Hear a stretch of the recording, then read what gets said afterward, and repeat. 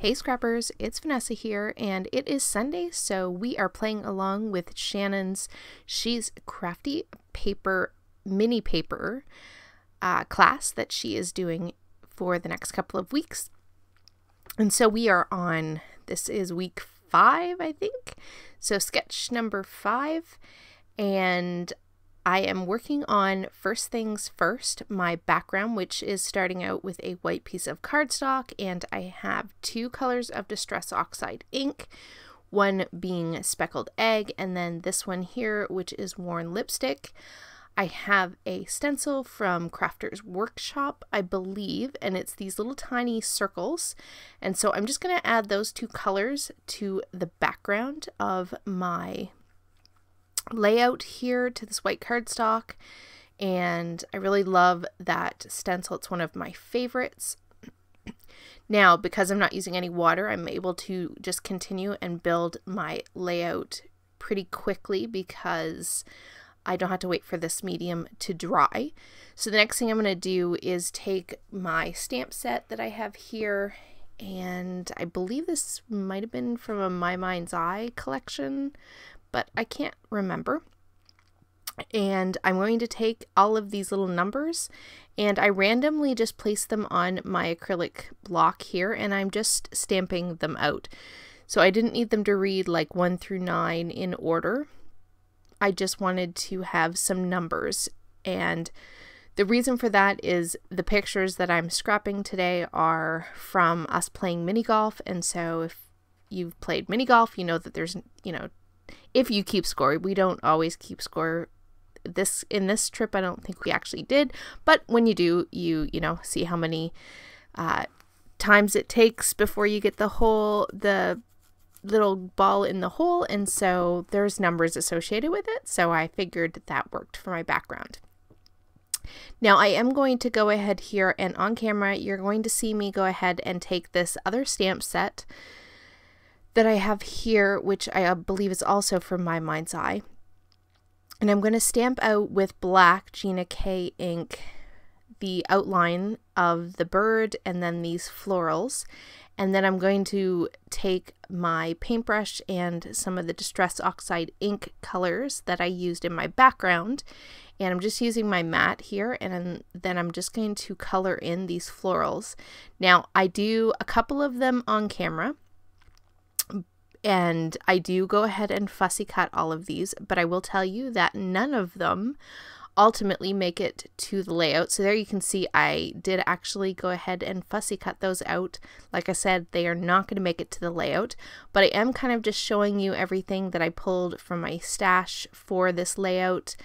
Again, obviously I'm using the I Am collection for my mini paper pad for what I'm basing all my papers for this layout on. So I've pulled several from that 6x8 paper pad, and I'm going to use them here. We're going to start by going ahead and matting my photos with these pattern papers that I pulled out. And so I am just going through and sort of trying to decide how big I need each of the little blocks, and then which patterns I want to back behind which photos.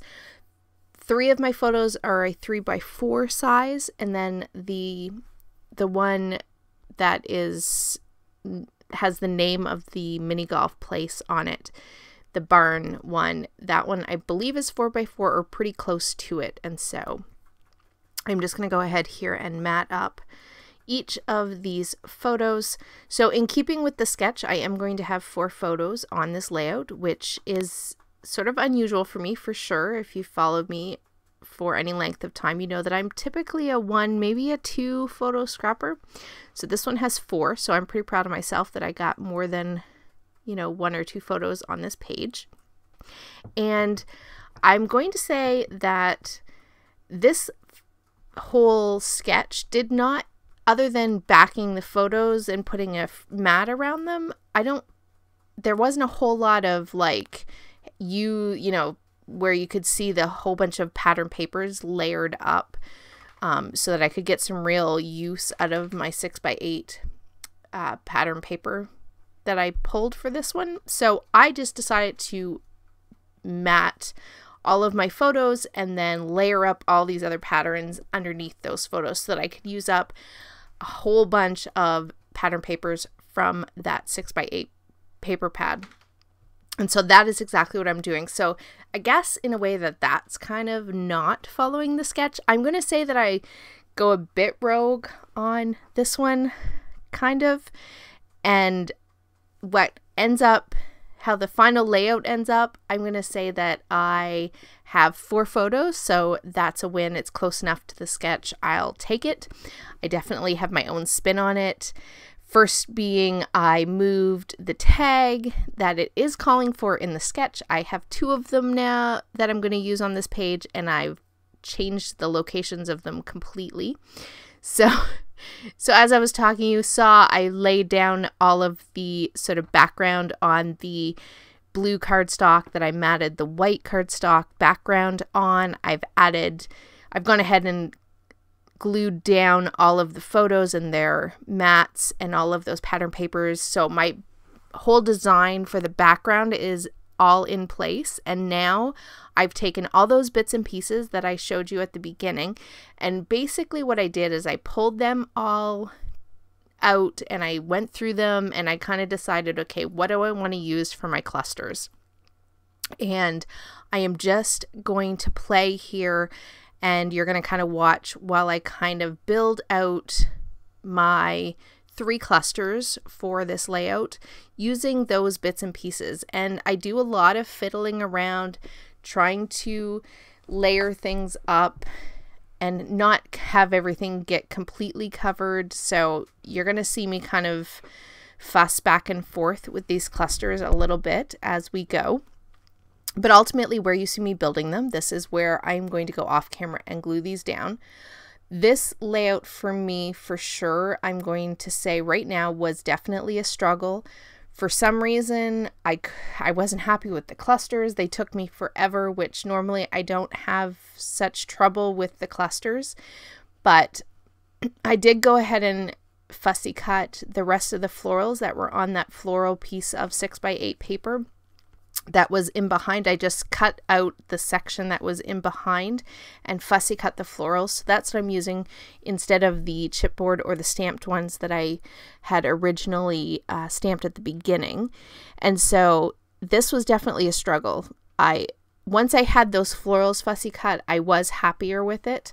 And so I do like where my clusters are and how they look and how this layout turned out in the end.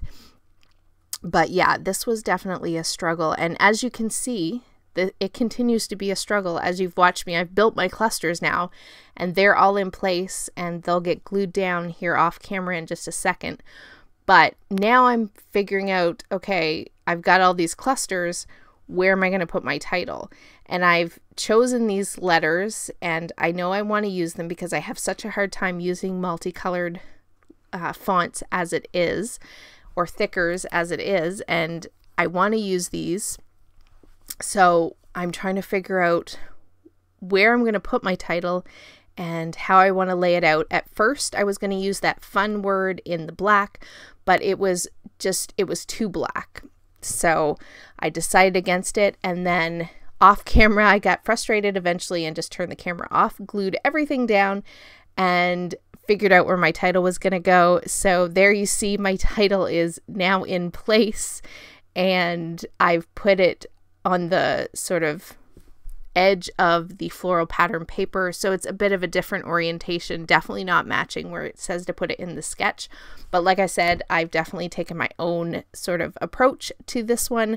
And ultimately, I am really happy with how this layout came together. My finishing touches were some little gold punched hearts that I put in each of my embellishment clusters, and I'm going to finish off my 2 tags with some twine. So guys, with that, here are the still photos. I will have everyone who's playing along linked in the description box below, so be sure to check them out and come back next Sunday for the next sketch. And so guys, with that, I will catch you on the next one. Have a great day, everybody. Bye-bye.